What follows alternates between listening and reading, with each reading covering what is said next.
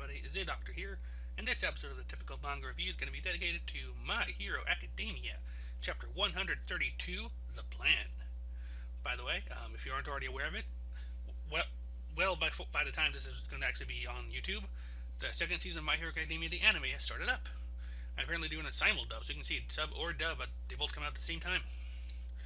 Anyway, our chapter this week gives us a color cover of Kirishima and Amajiki, who I have previously referred to as the Wallflower, but who we now know to be called Sun Eater.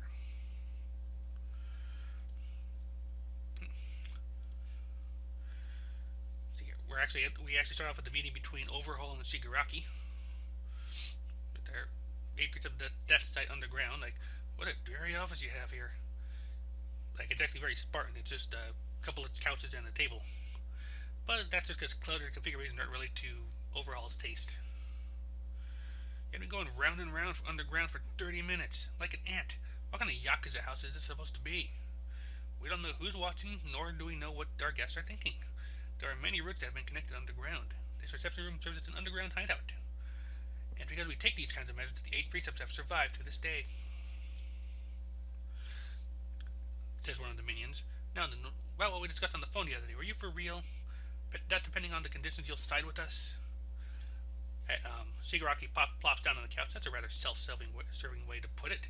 He just plops down and puts his foot onto the table. You're the one who want to latch onto the League villain's name, but we happen to be looking for ways to expand our influence. Our motives happen to align. Overhaul tells him to put his foot down because he's getting the table dirty. Shigaraki does not.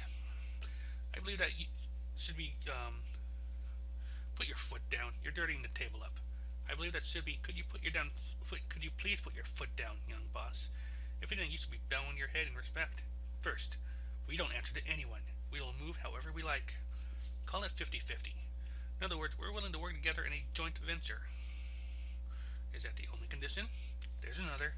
The plan you were talking about. Tell me more about it. It's a natural condition. I can't just lend you our name for worthless schemes.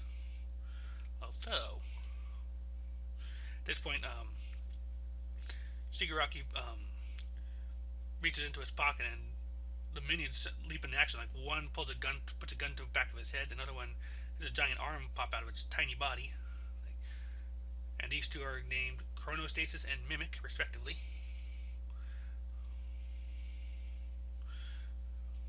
They get mad at him. Who do you think you are? Who do you think you are? That's my line. Do you really think your throwaway small fry Yakuza human shields are of equal value to our Magne? Don't forget, we're down an arm, too. If you can't even make a small compromise. At which point, Overhaul called them off.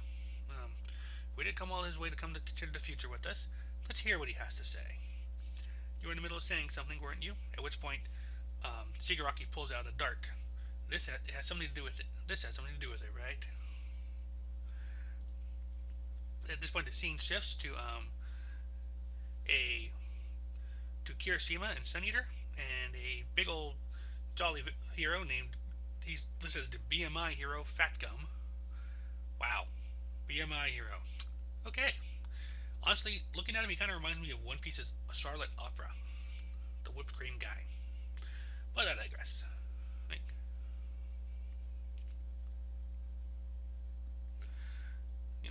Anyway, he kind of giving like a little lecture. Like, these days, all the hoodlums and delinquents have been getting into so many fights. Like, the hero officer doesn't like to take up arms, so you're in the right place, Red Riot. Looking forward to it. Even though Fourth Kind wouldn't take me, I'm grateful you accepted me instead. Meanwhile, we have Sun Eater here, Tamaki Amajiki. If only you'd followed Mirio. The way you came after me so forcefully was so scary. Tamaki, we gotta do something about that cruddy mentality of yours. You got so much talent, too. The kind of pressure will only bring me down further. It's always like this. The only reason he scouted me was so he could torment me. This is workplace harassment. I want to go home. No, dude, it sounds like he's trying to encourage you. Meanwhile, all the food stands are trying to get Fat Gum to come eat at their place. I can't become one of those bright-eyed, optimistic types like you and Mirio. I'm not like that either. It's just that there have been so many times when everyone's desperate, but I wasn't able to do anything. Oh, little notification there. Sorry. After seeing the differences in ability and experience between me and people in my class, at the very least I want to be able to stand among them. I want to close the gap. That's the very definition of optimistic, you first year.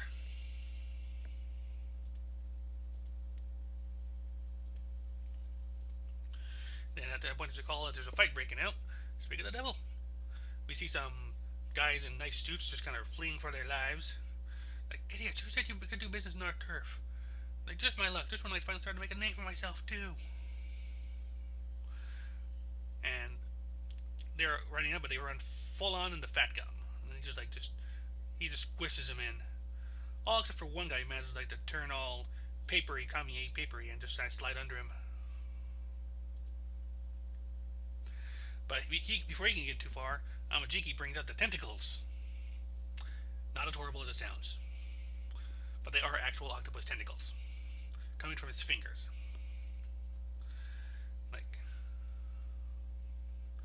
And we're like, what the hell is this octopus? What an awful thing to say. No, he's not bad-mouthing you. He's just telling it like it is. Seriously. Amajiki just finishes him off both with the dingles in one hand and turning the other one into a clam. He's not just an octopus, huh? Like, clams are quite handy, huh? Good for offense and defense. That's why I try to eat them every day. I did not need the wings, though. And at this point we get a proper introduction to Tamaki Amajiki. His quirk is called Reappearance. With his body, he can manifest the characteristics of the things he eats. At which point we see the octopus coming from takoyaki. He ate simmered clam with ginger. And he's also got some wings and chicken claws from Kentucky Fried Chicken. But Kirisima's like, wow, things turned out well, didn't they? Did I do a good job? You were awesome. You were so quick to make use of your quirk, too. If we're talking about ability alone, Sun Eater's already outclassing most pros. This is Fat Gum. He just needs mental training. At which point which is demonstrated by the fact that he's shaking in his boots and everybody cheering for him. Well, immediately, that's like, one guy in the crowd's like, pulls out a weapon, I gotta help my brothers. At which point Fat Gum sees that, calls for everyone to get down, and as he's doing this, we get some narration elsewhere of Shigaraki. Immediately after this was fired into his arm, Mr. Compress was temporarily no longer able to use his quirk. And this is what's happening. That dart hits Sun Eater, takes him down. So what is this? What do you plan on doing with it? Tell me. Overall, his answer is simple. I'm going to destroy justice. I hear that All for One controlled others by taking their quirks. I figured I'd brush up on that approach a little bit. Our roots have already spread throughout the country. Little by little, all of the preparations are proceeding according to plan. The guy tries to fire again, telling his bro to run away, and this one hits Kirishima. And while Fat Gum's freaking out over Sun Eater and Red Ride being hit, Kirishima he managed to harden himself, so he's fine. Just bounced right off of him. At that point, Kirishima's mad, declaring, I'll capture him. And that is where the chapter ends. And alright, we got a couple nice things going for us here. We got Amajiki's quirk, which is an interesting one. He is literally the phrase, you are what you eat. So, good on that one. Nice little moment of Kirishima, which is always nice. He's always kind of the second stringer type of guy, because he's kind of like a buddy to Bakugo in a way. So, it's nice to see him getting spotlight. So I wonder, didn't he already have some recently with the whole, I can see what the exam, but that was more Kaminari, I guess, than him. But he also had a big moment during the Bakugo rescue when he's the one that rescued Bakugo. So, I don't know. Also, we have the whole thing between Overhaul and Shigaraki, which is a pretty interesting little bit of chat to listen to. I said, I like the fact that Shigaraki's just flat out, just puts his foot on the floor knowing it's going to annoy him. And does not even do a thing when he asks, or orders him, rather. He probably would have done something if he'd at least asked. Don't know. So, hopefully we're going to learn a little bit more about what they're doing next week. It does confirm, though, what may have already been implied or suspected, not just states it. It states outright something we've already seen implied, that they have darts that can actually temporarily depower people. Which means Sun Eater's going to be in a bit of a quandary for a little while, depending on just how long this takes. Of course, they still have to penetrate, though, so people with with hard bodies like Kirishima probably have something to work with there. Still, it seems like Kirishima's having a good time with his internship, his work study. It's like got a nice hero there with Fat Gum. The fact he just bounces off people. He's obviously popular because like everybody's trying to, hey buddy, fatty, come over here, come eat our stuff later tomorrow. We'll do, buddy. Like nice little background event while they're having their conversation. And now Majiki, honestly, he'd probably be a better fit for Eraserhead as a mentor in some ways. But then again, Eraserhead has the confidence to do what he's got to do. Amajiki can. He just, like Fat Gum says, he does not have the mental ability for it, the emotional training, so to speak. Right. So I'm trying to think about where to take from here, though. It's like I said, the question is: are the darts made from Airy? Are they something separate? It seems doubtful because I've been seeing a lot of people like comparing Airy to the X-Men Leech character. Especially since I think Leech was a girl in like an X-Men 2, or was it X-Men 3? Yeah, I think it was X-Men 3. Because that was the one with Angel and the. Yeah. Anyway, I'm digressing. Like I said, no progress on Deku and Night Eye on this one. Like I said, they were breaking away from a whole other front on that point. I think it was Uraraka or Froppy, but that's why we got to see them briefly, and we'll probably see them more once they get involved with Night Eye and them directly. Same with Kirishima once this part settles down.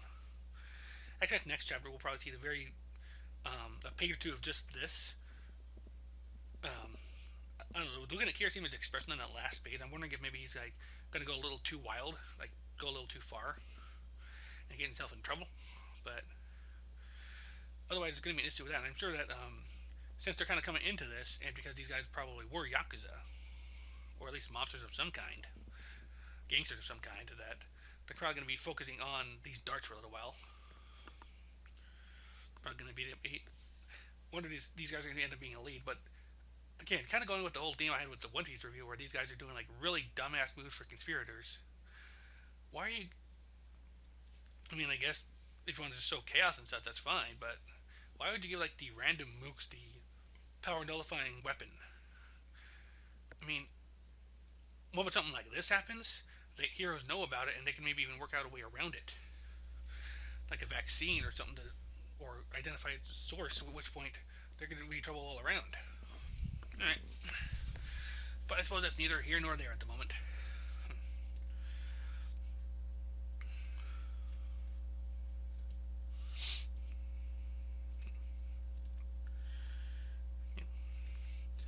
Like I said, Namajiki's, like I said, I do like a little bit of like where he's freaking out over being cheered on.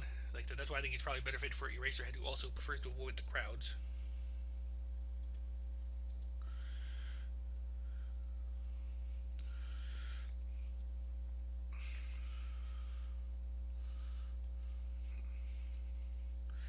One thing I can't think of is like there's a point where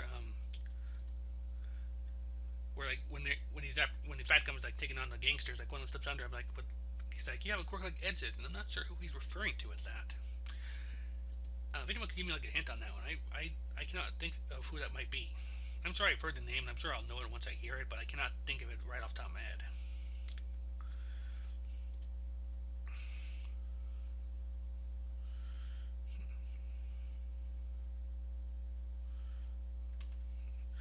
For now, I'm going to go ahead and call the review here. I kind of like a little bit too abruptly on the One Piece one, but this is My Hero Academia, chapter 132, The Plan.